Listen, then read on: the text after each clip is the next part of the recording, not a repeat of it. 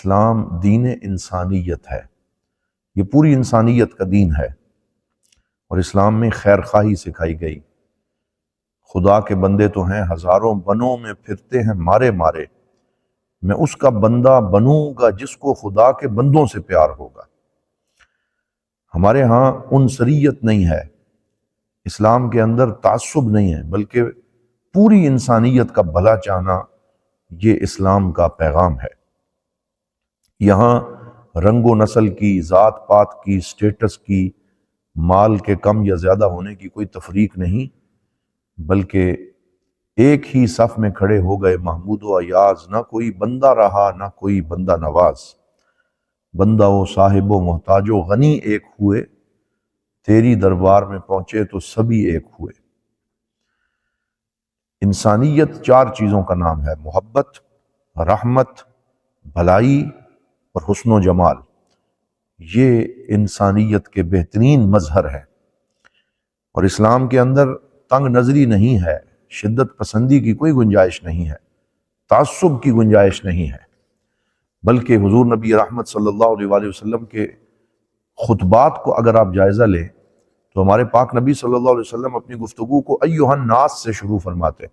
اکثر خطبے حضور کے ایھا الناس یعنی پوری انسانیت کے لیے خطاب ہے، ایھا المسلمون یا ایھا المومنون نہیں فرمایا۔ ایھا الناس سے اس نبوت کی جامعیت اور آفاقیت کا بیان فرمایا کہ جیسے میں پوری انسانیت کا نبی ہوں تو میں بات بھی پوری انسانیت کے مسائل کی کروں گا۔ ہمارے ہاں جو تدین اور دینداری ہے اس میں انسان کے ساتھ محبت بحیثیت انسان نہیں سکھائی جاتی۔ یہاں تنگ دائروں میں بند رہنا سکھایا جاتا ہے، جبکہ حدیث پاک کا مفہوم ہے کہ الانسان و بنیان اللہ ملعون من ہدمہ، کہ انسان اللہ تعالیٰ کی تخلیق ہے، اس کی قائم کردہ عمارت ہے، اور وہ شخص ملعون ہے جو اس عمارت کو منہدم کرے اور مسمار کرے۔ تو انسان سے صرف اس لیے احترام کرنا کہ وہ اللہ کی مخلوق ہے، یہ درس بھی ہمیں دیا گیا ہے۔ تو اسلام میں عنصریت نہیں ہے۔ آج ہمارے ہاں لوگ بہت چھوٹے فریم کے اندر چیزوں کو دیکھتے ہیں۔ اکثر لوگ کہتے ہیں میں صرف اس سے پیار کروں گا جو میرا ہم خیال ہوگا۔ کوئی یہ کہتا ہے کہ میں ہر اس شخص کو ناپسند کرتا ہوں جو غیر مسلم ہے، پھر کوئی یہ کہتا ہے کہ میں ہر اس شخص کو ناپسند کرتا ہوں جو مسلمان تو ہے لیکن میرے فرقے سے تعلق نہیں رکھتا، پھر کوئی اور نیرو مائنڈڈ ہوتا ہے اور وہ کہتا ہے میں ہر اس شخص کو ناپسند کرتا ہوں چاہے وہ مسلمان بھی ہو، میرے فرقے سے بھی ہو، لیکن میرا ہم خیال نہ ہو۔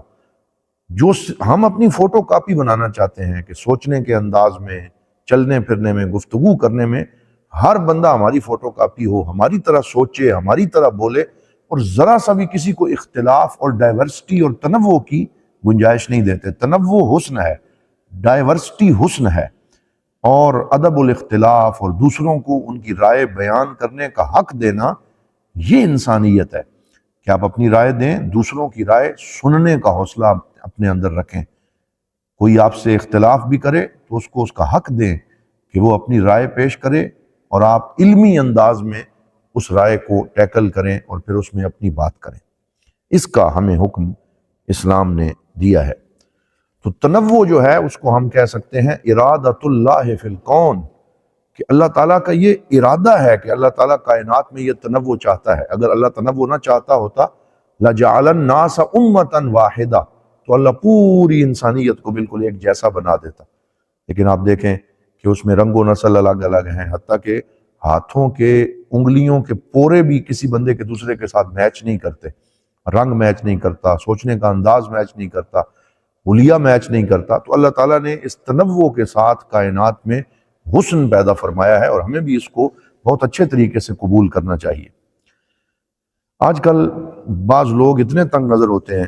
ایک شخص مصر سے تعلق رکھنے والا بتانے لگا کہ میرا بیٹا جمعہ پڑھنے کے لیے مسجد گیا تو وہاں اس نے سنا کہ عربی میں خطبہ ہو رہا ہے، اور ایک شخص یہ کہہ رہا ہے کہ کل بکاء لغیر اللہ فہو باطل، کہ ہر وہ رونا جو اللہ کے علاوہ کسی اور کے لیے ہو وہ باطل اور رائے گاں ہے۔ تو وہ بیٹا اپنے باپ سے پوچھنے لگا کہ اگر کوئی ہمارا عزیز فوت ہو جائے یا ہم سے بچھڑ جائے تو پھر کیا ہم آنسو نہ بہایا کریں؟ کیا وہ آنسو بہانا بھی باطل ہوگا؟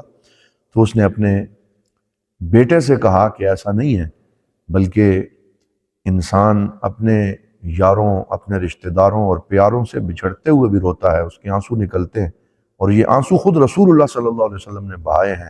جب آپ کے بیٹے حضرت ابراہیم کا وصال ہوا تو آپ کی آنکھوں سے آنسو بہہ رہے تھے، اور بھی کتنے موقعوں پہ حضور صلی اللہ علیہ وسلم نے آنسو بہائے۔ اس میں کوئی شک نہیں ہے کہ انسان کسی سے بھی پیار کرتا ہے تو اللہ تعالیٰ کی وجہ سے ہی کرتا ہے، لیکن اس قدر تنگ نظری سے دین کو بیان کرنا یہ بھی درست بات نہیں۔ اسی طرح کوئی شخص یہ کہتا ہے، کچھ رویے یہ کہتے ہیں کہ فلاں ہسپتال کے اندر میں کیا عطیہ دے سکتا ہوں، ڈونیشن کر سکتا ہوں، کیونکہ وہاں جن بچوں کا کینسر کا علاج ہوتا ہے ان میں کچھ غیر مسلم بچے بھی ہیں۔ اگر یہ طریقہ تفکیر ہوگا اور سوچنے کا یہ انداز ہوگا تو پھر کیسے انسانیت کی محبت اور خیر پنپ سکے گی؟ بھائی بچے بچے ہوتے ہیں، چاہے وہ کسی بھی مسلک اور مذہب سے تعلق رکھتے ہوں، وہ اللہ کی مخلوق ہے۔ اسی لیے فقہاء نے فرق کیا ہے کہ زکوٰۃ اور صدقات واجبہ تو صرف مسلمان کے لیے ہیں، لیکن صدقہ ہر ایک پہ خرچ ہو سکتا ہے، ہر خیر کے کام میں اس کو صرف کیا جا سکتا ہے، تو لہٰذا ہر چیز کو اس کے نصاب میں رکھ کے دیکھنے کی ضرورت ہوتی ہے۔ ایک شخص کہنے لگا کہ میں مسکراتا نہیں ہوں۔ پوچھا گیا کہ آپ کیوں نہیں مسکراتے؟ تو اس نے کہا کہ الابتسامۃ غیر واجبۃ شرعا، کہ مسکرانا شرعی طور پہ واجب نہیں ہے تو میں کیوں مسکراؤں، اور میں مسلمانوں کے امور میں متفکر رہتا ہوں، ان میں غور و فکر کرتا ہوں۔ صلاح الدین ایوبی کبھی نہیں مسکرایا، اس لیے میں نہیں مسکراتا۔ تو ہم اسے کہیں گے کہ بھائی حضور پاک مسکرائے ہیں، ہمارے پاک نبی صلی اللہ علیہ وسلم کے چہرے پہ ہمیشہ تبسم رہا ہے۔ قہقہا لگانا تو مکروہ ہے، لیکن چہرے پہ تبسم رکھنا اس کو اسلام نے صدقہ قرار دیا ہے۔ انسانیت کے لیے سمائلنگ فیس سے ہر بندے سے ملنا یہ بھی دین کا حکم ہے۔ تو حضور نبی رحمت صلی اللہ علیہ وسلم کا چہرہ ہمیشہ متبسم رہا، مسکراتے رہے، یہ تو حضور صلی اللہ علیہ وسلم کی سنت ہے۔ اور کوئی دین میں اتنا نیرو مائنڈڈ اور تنگ نظر ہو جائے کہ وہ مسکرانا ہی بھول جائے تو ہم پھر یہی کہیں گے کہ اس نے انسانیت اور اسلام کو صحیح سمجھا نہیں ہے۔ اسلام دین انسانیت ہے، دین رحمت ہے، دین الفت ہے، دین یگانگت ہے۔ یہ ضرور ہم فرق کریں گے کہ دشمنان اسلام کے ساتھ ہم مسکراتے چہرے سے نہیں ملیں گے، گستاخوں کے ساتھ مسکراتے چہرے سے نہیں ملیں گے۔ یہ فرق اپنی جگہ ہے، لیکن ہر بندے کو بھی گستاخ نہیں بنایا جاتا، ہر بندے کے اوپر فتویٰ نہیں لگایا جاتا، وہ وہیں لگایا جاتا ہے جہاں اس کی گنجائش ہوتی ہے۔ ورنہ پوری انسانیت کا احترام کرنا اور اخلاق محمدی صلی اللہ علیہ وسلم کا مظاہرہ کرنا ہمیں اس کا حکم دیا گیا ہے۔